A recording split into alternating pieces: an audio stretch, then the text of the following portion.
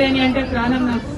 సింగరేణి కోసం ఇప్పుడు కాదు, తెలంగాణ రాకముందు నుంచి కూడా మరి మనకు కరువు ఉన్నటువంటి సందర్భంలో కూడా అన్నం పెట్టినట్టు బొగ్గుబాయిలను మనం ఎన్నడూ కూడా మరవరాదు. ఆనాడు ఆంధ్ర వలస పాలనలో మన యువతకు ఉద్యోగాలంటే కేవలం బొగ్గుబాయి అన్నట్టే ఉండి మన బతుకు తెరువుకు సంబంధించి మనల్ని కాపాడుకున్నటువంటి సిర్లవేణి సింగరేణి. మరి అటువంటి సింగరేణిని రాష్ట్రం సాధించుకున్న తర్వాత అభివృద్ధి చేసుకున్నాం. అట్లనే డిపెండెంట్ ఉద్యోగాలు ఏవైతే ఒకప్పుడు ఈ గుర్తింపు సంఘాలన్నీ పోగొట్టినాయో వాటిని స్వరాష్ట్రం వచ్చినాక మనం సాధించుకున్నాం. మళ్ళీ ఇప్పుడు చూసినట్టయితే సింగరేణి సంస్థ నుండి ప్రభుత్వం దాదాపు 42,000 కోట్ల అప్పు తీసుకున్నది. ఒకప్పుడు బెనిఫిట్ లో ఉన్నటువంటి సింగరేణి దగ్గర నుంచి ప్రభుత్వం బకాయిలు పెట్టింది. అంటే ఆల్రెడీ సింగరేణి పాకెట్ లో 42-43,000 కోట్లు ప్రభుత్వం నుంచి రావాల్సినవి ఉన్నాయి. ఇది ఉండంగా ఇక్కడున్నటువంటి కొత్త బాయిలు తెరిచి ఇక్కడున్నటువంటి వాళ్లకు కొత్తగా ఉద్యోగాలు ఇవ్వాల్సింది పోయి కాంగ్రెస్ ప్రభుత్వం వచ్చిన తర్వాత ఎక్కడనో కర్ణాటకలో పోయి బంగారం గని కొన్నారు, ఇంకెక్కడనో పోయి రాగి గని కొన్నారు. ఇంకా ఎంత సిగ్గుచేటంటే ఆ కొన్నటువంటి గనుల కట్ట చేయడానికి వీళ్ళ దగ్గర డబ్బులు లేవట. అందుకని ఎల్ఐసికి పోయి మళ్ళీ 3,000 కోట్లు అప్పడుగుతా ఉన్నారు.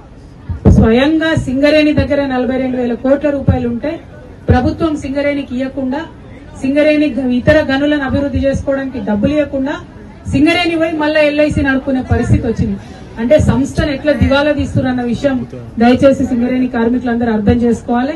ఈ బతుకమ్మ సాక్షిగా, మా ఆడబిడ్డల సాక్షిగా నేను డిమాండ్ చేస్తా ఉన్నాను కాంగ్రెస్ ప్రభుత్వాన్ని, ముందు మీరు మీ అవినీతిని తగ్గించుకోండి. అవినీతిని తగ్గించుకుంటే కొత్త ప్రాజెక్టులు వస్తాయి, కొత్త బాయిలు వస్తాయి. చేసిన ప్రతి పనిలో అవినీతిని బంద్ చేసుకుంటే వందలాది వేలాది మందికి ఉద్యోగాలు వచ్చే అవకాశాలు ఉంటాయి. దయచేసి ఆ దిశగా ప్రయత్నం చేయమని కోరుతా ఉన్నాను. నిన్న మొన్న లాభాలలో వాటా అనేదో కార్మికులకు బిచ్చమేసినట్టుగా ముఖ్యమంత్రి గారు ప్రకటించారు. ఇది కరెక్ట్ కాదు. సింగరేణిలో రాజకీయ జోక్యం ఉండకూడదు. చిన్న ప్రకటనతోనే అయిపోవాలి. దానికి ఆయన ఇచ్చిన స్పీచ్ ఏంది, ఆయన మాట్లాడిన మాట ఏంది, నిన్న చూస్తుంటే సింగరేణి కార్మికులకు కడుపు రగిలిపోతుందని చెప్తున్నారు ఒక్కొక్కరు. ఇటువంటి రాజకీయ జోక్యాన్ని సహించేది లేదు.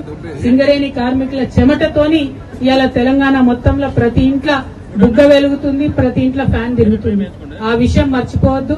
గని కార్మికులను కాపాడుకుంటేనే, గనులను కాపాడుకుంటేనే భవిష్యత్తు ఉంటదనే విషయాన్ని గుర్తు చేసుకోవాలి. దాంతో పాటు మరి ఇక్కడ పెద్దపల్లి, మంచిర్యాల జిల్లాలో చూస్తున్నాం మనం. మొత్తం ఆడికెళ్ళి ఇడదాకా కాంగ్రెస్ నాయకులు గెలిచి కూర్చున్నారు. కొన్ని ఏమైనా మంచి పనులు చేస్తారా అంటే టోటల్ గుండాయిజం. మొత్తం అందరినీ కొట్టించుడు, జైల్లో పెట్టుడు, పోలీసులకు పట్టించుడు.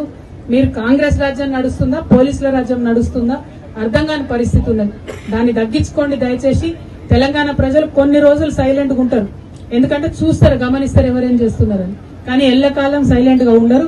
మళ్ళా అవకాశం వచ్చినప్పుడు ఇట్లనే మీరు దౌర్జన్యాలు చేస్తే మళ్ళా మిమ్మల్ని ప్రతిపక్షంలో కూర్చోబెడతారు తప్ప అధికారంలో కొనసాగించారన్న విషయాన్ని కాంగ్రెస్ నాయకులు గుర్తుపెట్టుకోవాలని చెప్పి ఈ సందర్భంగా కోరుతూ, మరి ఇవాళ ఇక్కడికి బతుకమ్మకు సాయంత్రం పెద్ద ఎత్తున అన్ని దగ్గర నుంచి కూడా తరలి వస్తా ఉన్నారు. శ్రీరాంపూర్ అంతటి నుంచి కూడా, గోదావరికర్ నుంచి, మంచిర్యాల నుంచి కూడా వస్తున్నామని అనేక మంది ఫోన్లు చేస్తున్నారు. సంతోషం. ఎంత ఎక్కువ మంది వస్తే అంత మంచిది.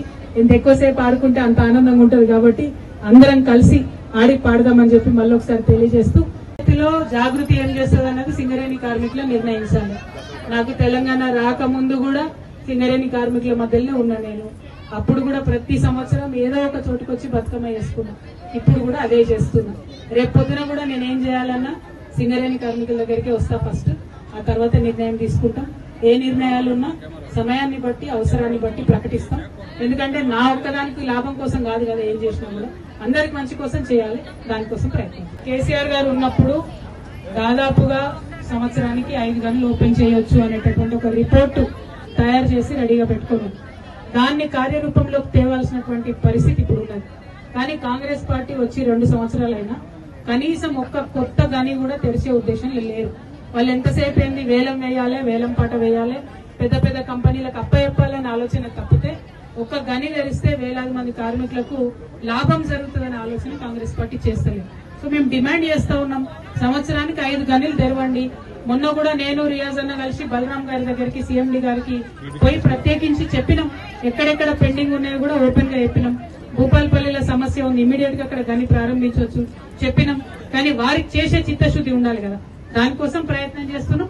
దానికోసం హెచ్ఎంఎస్, సింగరేణి జాగృతి ఇద్దరు కలిసి టోటల్ వచ్చినటువంటి లాభాలలో ముందు కార్మికుల వాటా పక్కకు పెట్టి తర్వాత ఏమన్నా అభివృద్ధి కార్యక్రమాలు చేసుకోవాలి.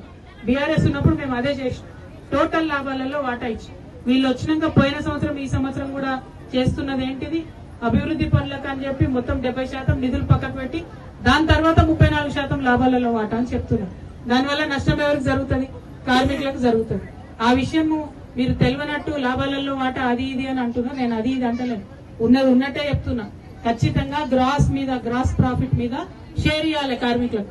అది ఇవ్వకుండా ఉన్న ఎక్స్పెండిచర్ అంతా తీసి అన్ని ఖర్చు పెట్టుకుంటే ఆ తర్వాత లాభాలలో వాటా ఇస్తా అంటే ఇంటికి కార్మికుడికి దాదాపు 1,00,000 లాస్ ఇవ్వాలి. ఎట్లా లాస్ అవుతుంది? అట్లా చూసుకుంటే ఎట్లా ఊరుకుంటాం? ఈ కార్మికుల కోసమే కదా కొట్లాడింది, ఈ కార్మికుల కోసమే కదా తెలంగాణ తెచ్చుకున్నది. లెక్కల గారేడి చేసి కార్మికులు మోసం చేస్తామంటే నేను అదే చెప్తున్నా, ఎల్లకాలం నడవదు. ఇంటికి 1,00,000 రూపాయలు తుట్టి చేసిండి ముఖ్యమంత్రి గారు.